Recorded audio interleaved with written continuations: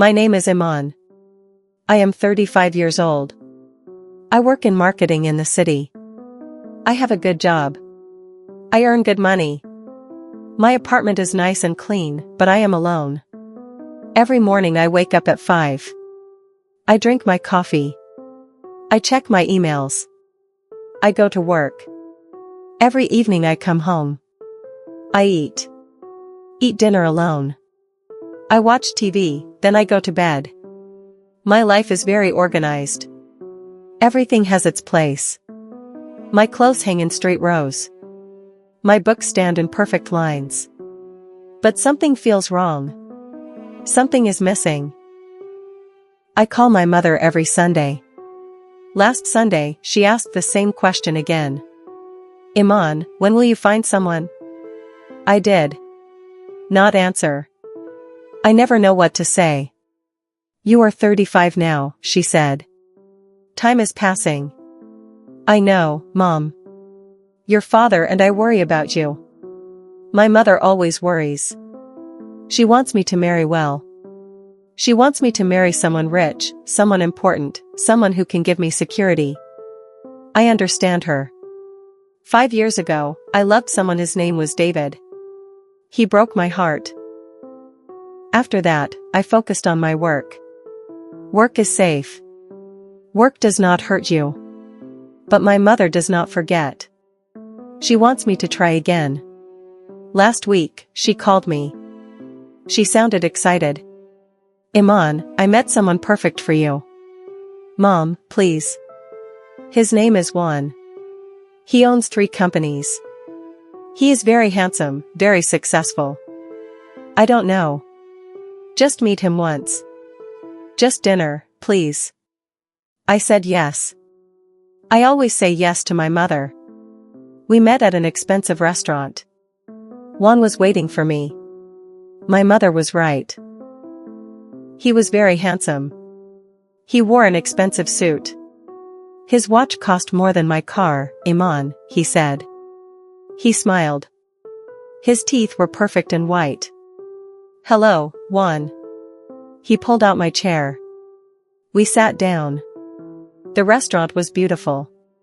Crystal lights hung from the ceiling. Soft music played in the background. Juan ordered wine. He ordered our food. Food. He did not ask me what I wanted. I own 3 companies, he said. One in New York, one in Miami, one in Los Angeles. That's impressive, I said. I work very hard, he said. He looked at his phone. Business never stops. I tried to talk about my job. He did not listen. He talked about his new car. He talked about his vacation house. He talked about his next business deal. His phone rang 4 times during dinner. He answered it every time. Sorry, he said.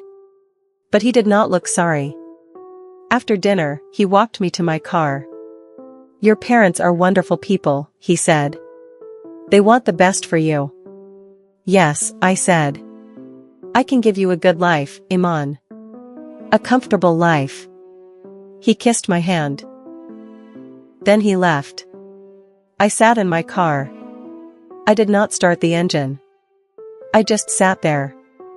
Juan was everything my mother wanted. He was rich.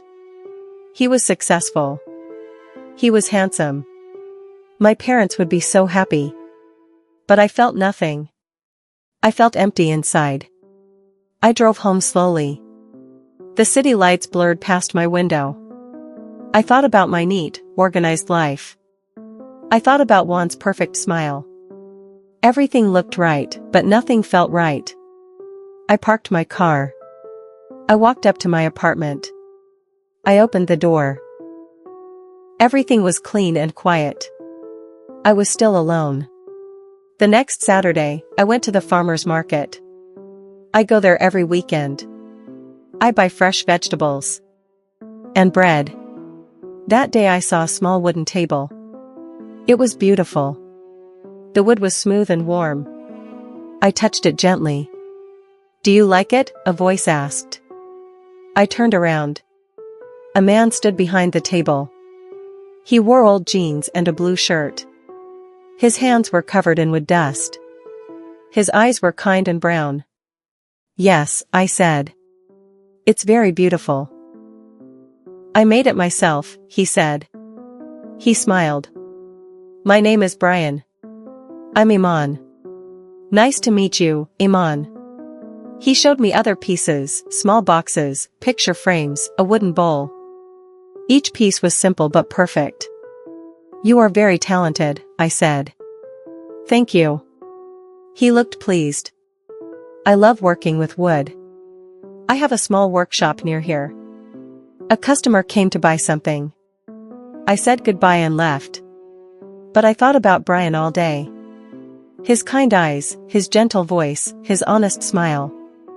Juan called me that evening. "Eman, I have tickets to the opera," he said. "Friday night, I will pick you up at 7. He did not ask if I wanted to go. He just told me the plan. "Okay," I said. "Wear something elegant," he said. Then he hung up. On Monday, flowers arrived at my office. Roses, very expensive. The card said, "From Juan." My coworkers were impressed. "Who is Juan?" they asked. "Someone I'm dating." I said he must really like you. I put the flowers on my desk. They were beautiful, but they felt cold somehow. Juan took me to the opera on Friday. He wore another expensive suit. I wore a black dress. We sat in the best seats. During the show, Juan checked his phone. The screen lit up his face in the dark theater. People around us looked annoyed. "Juan," I whispered, "please put it away." "Important business," he whispered back. After the opera, we went to dinner. Another expensive restaurant. "I'm thinking about buying another company," Juan said in Boston. "It's a good investment." "That sounds nice." I said I'll need to travel more.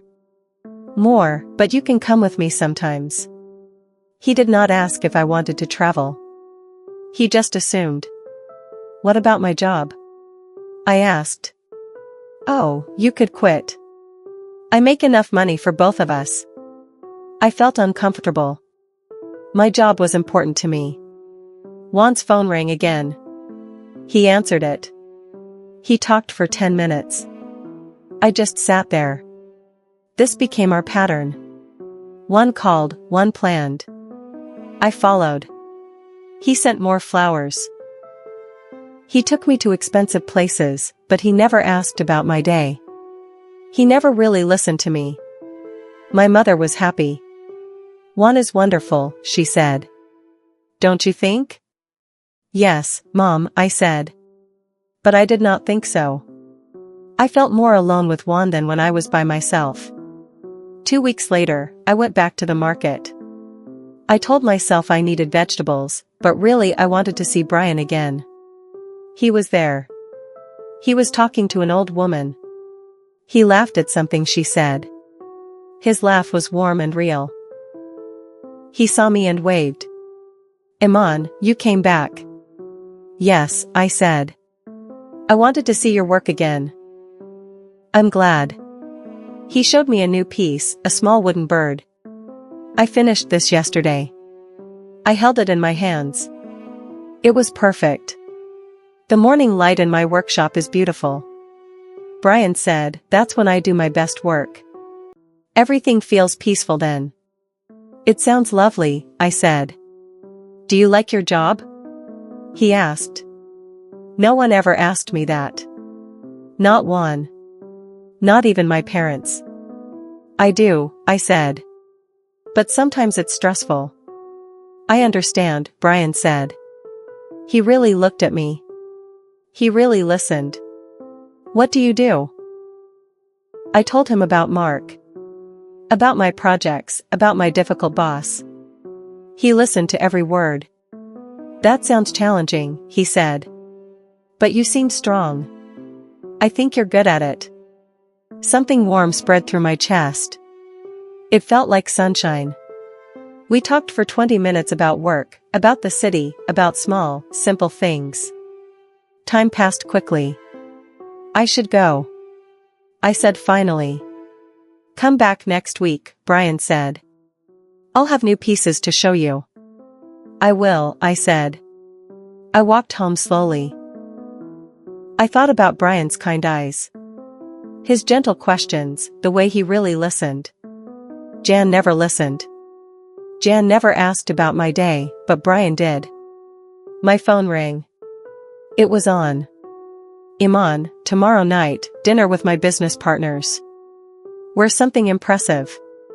Okay, I said quietly. But my mind was still at the market with the man who made beautiful things from wood, with the man who asked about my day and really cared about the answer. I went to the market every Saturday. I always stopped at Brian's table. Sometimes I bought small things, a wooden spoon, a picture frame, a bowl, but really I just wanted to talk to him. One day I asked about his workshop. Can I see it? I asked. His face lit up. Yes, come tomorrow. I'm there all afternoon. The workshop was small. It smelled like fresh wood. Sunlight came through the windows. Tools hung on the walls. Wood pieces lay everywhere. This is my world, Brian said. He looked around with love in his eyes. It's beautiful, I said. And I meant it. He showed me a chair he was making. I work slowly, he said. Each piece takes time, but I want them to be perfect. Why did you choose this work? I asked. Brian sat down. He looked at his hands. I used to work in an office, he said. I made good money, but I was unhappy. One day I decided to change. I learned woodworking. Now I make less money, but I'm happy. That was brave, I said. Maybe. Or maybe just necessary. He smiled. What about you, Eman? Are you happy? No one ever asked me that question. I sat down too. I don't know. I said honestly, I have everything I should want, but something feels missing. I understand. Brian said he did not judge me. He just listened. We talked for 2 hours about dreams, about fears, about the lives we wanted. Time passed like water, easy and natural. I started visiting Brian's workshop twice a week. We drank coffee together. We talked about everything. With Brian, I could be myself. I did not need to be perfect. I did not need to pretend. But my other life continued, too. Juan started talking about the future. Our future. I think we should move in together, he said one night. What? I was surprised. We had dated for only 2 months. It makes sense. Juan said, I have a big apartment. You can sell yours. But I like my apartment, I said. Mine is better, he said. He did not ask what I wanted. My mother called the next day. Juan told us the news. She said, she sounded so happy. What news about moving in together? Eman, this is wonderful. Mom, I haven't decided yet. What is there to decide? He's perfect for you. He's rich. He's successful. Don't throw this chance away. But Mom, your father and I are so proud. Finally, you're making a smart choice. I felt trapped, like walls were closing in around me. Juan took me to parties with his business friends. I wore expensive dresses. I smiled and nodded, but no one asked my opinion. No one cared what I thought. I was just Juan's girlfriend, nothing more. One night, Juan talked about my job again. When we get married, you should quit. He said, I don't want to quit. I said, why not? You don't need to work. I make enough money. My job is important to me. Juan laughed. It's just marketing, Eman. It's not that important. His words hurt me, but he did not notice. I thought about Juan at night. I thought about Brian, too. I compared them in my head. Juan offered security, money, status. Everything my parents wanted, everything society said I should want. But Brian offered something different. Kindness, understanding, a real connection, the chance to be myself. Juan was the safe choice, the smart choice, the choice everyone expected. But my heart pulled toward Brian, toward his gentle smile, toward his small workshop filled with sunlight. I felt so confused. I felt guilty, too. My parents wanted me to be with Juan. They would be so disappointed if I chose differently. What kind of daughter was I? What kind of person turns away from security? But I also thought, what kind of person ignores her own heart? Then one day, everything became clear. I had a terrible day at work. My boss yelled at me. A big project failed. I felt awful. I called Juan on my way home. I had a really bad day, I said. My voice shook. Oh, Juan said. Just buy yourself something nice. That always helps. I have to go now. Business call. He hung up. I Saturday in my car. I felt tears on my face. Then I drove to Brian's workshop. I did not plan it. I just went. Brian was working on a table. He looked up and saw my face. Eman, what's wrong? Bad day, I said. My voice broke. Brian put down his tools. He pulled up a chair for me. Sit, he said. Tell me. I told him everything about my boss, about the failed project, about feeling like a failure. Brian listened. He did not interrupt. He did not check his phone. He just listened. When I finished, he said, wait here. He went to a small kitchen area. He made tea. He brought it to me in a beautiful wooden cup. You made this? I asked. Last month, he said. A cold laugh. Love is not enough, Eman. Love does not pay bills. Love does not give you a good life. People were still watching us. I felt their eyes on me. I'm sorry, I said. I can't. I stood up. I left the ring on the table. I walked out of the restaurant. Juan followed me outside. Eman, stop. I stopped. I turned around. Where are you going? He asked. Home. Is there someone else? His voice was sharp now. I did not answer. There is, isn't there? Juan stepped closer. Who is he? Does he have money? Can he give you what I can? He gives me something more important, I said. What?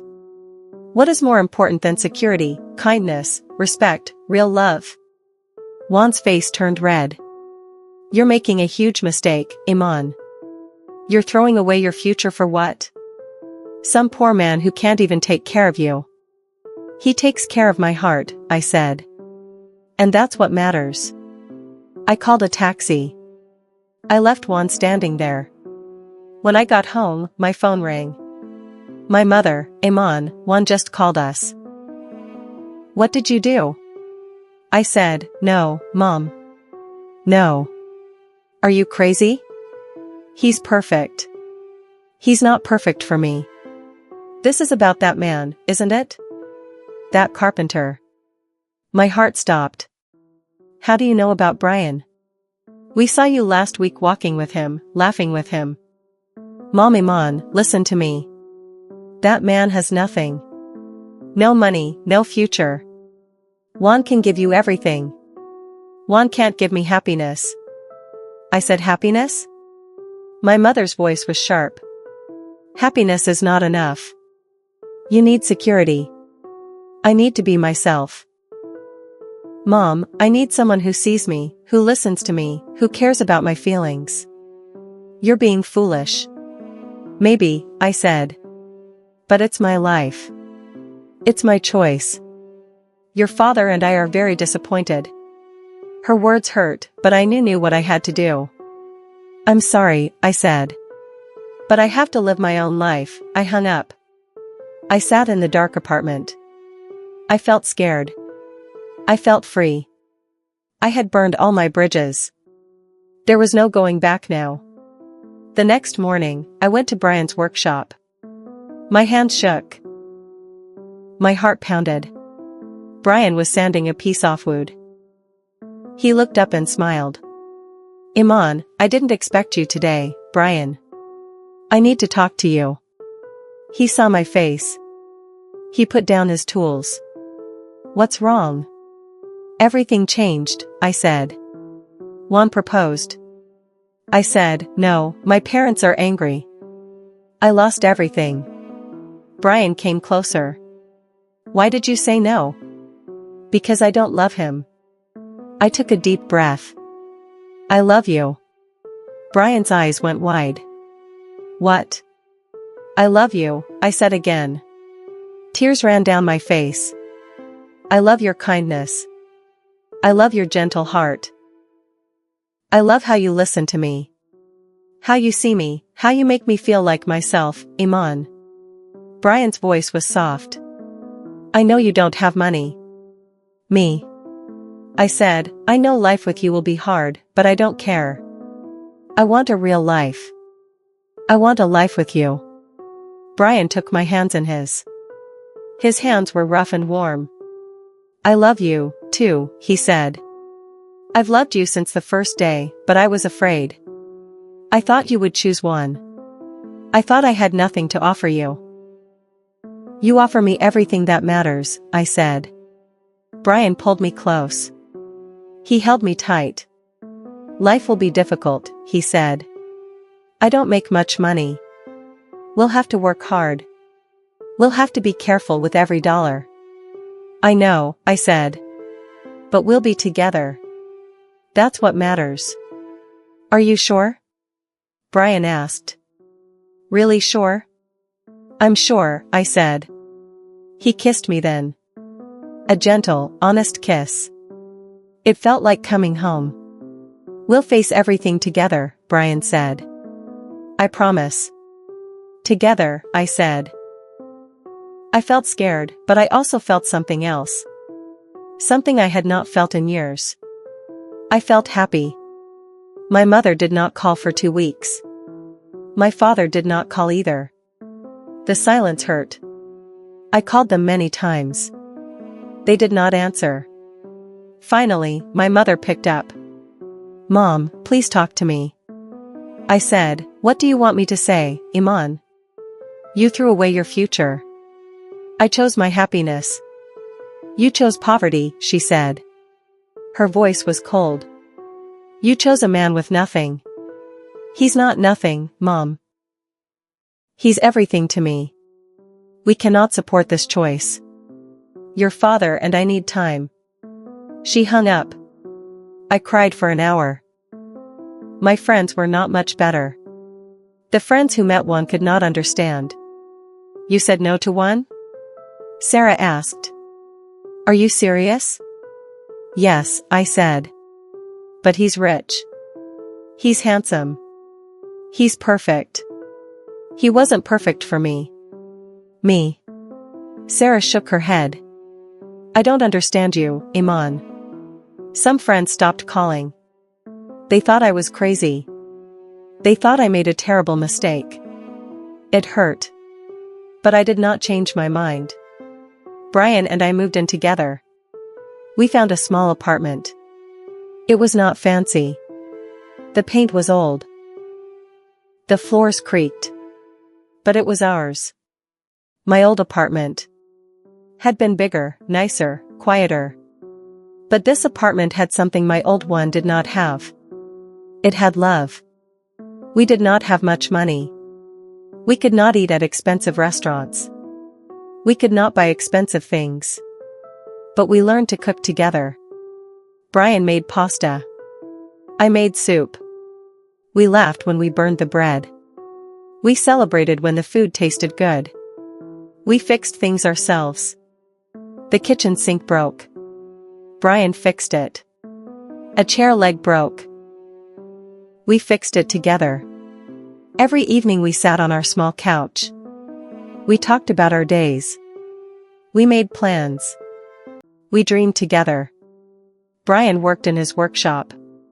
I went to my job. We both worked hard. But we were happy. Really happy. One night I told Brian, I don't miss my old life. Not at all, he asked. Not at all, I said. That life was empty. This life is full. He kissed my forehead. I love you, Eman. I love you, too. But life was not always easy. 3 months later, Brian faced a problem. He came home one night. His face looked worried. What's wrong? I asked. The market is closing, he said. They're building new shops. I'll lose my selling space. Oh, no. My heart sank. I don't know what to do, Brian said. That's where I sell most of my work. Without it, I'll make much less money. We sat together on the couch. We were both quiet. Money was already tight. If Brian made less, life would be even harder. We'll figure it out, I said. How? Brian looked so sad. Maybe I should get a regular job again. Go back to an office. No. I said, you love your work. You're good at it. There has to be another way. We talked for hours. We made lists. We thought of ideas.